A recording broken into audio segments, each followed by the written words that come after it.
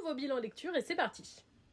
On commence chez Michel Lafon avec un nouveau webtoon, il s'agit du premier tome de High School Mercenary. Écoutez, je savais pas quoi en penser, je connaissais pas du tout avant de recevoir et j'ai adoré ce premier tome.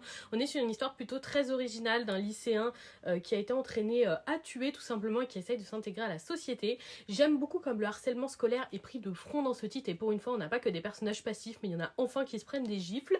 C'est super agréable à lire, très satisfaisant et pour le moment j'apprécie vraiment nos personnages. Chez Vega ensuite, j'ai lu le 4e tome de Boko Stratège, ce qui nous amène à la moitié de la série. J'ai bien aimé ce tome qui nous introduit un nouvel arc qui je pense sera le dernier. On a clairement identifié l'antagoniste de cette histoire et j'avoue qu'il m'agace beaucoup, j'ai hâte de voir ce que notre protagoniste va faire pour le contrer.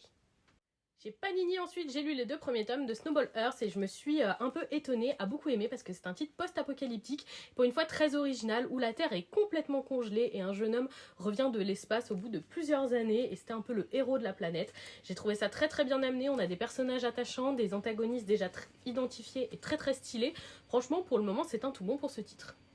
On termine avec le 4e et dernier tome de Ring Guys qui a été une très grosse déception. J'ai adoré le début de ce titre mais malheureusement il a été arrêté au Japon de manière prématurée et nous n'avons donc pas une vraie fin. C'est trop dommage parce que c'est un titre prometteur mais il n'a pas su trouver son lectorat. Pourtant j'ai adoré.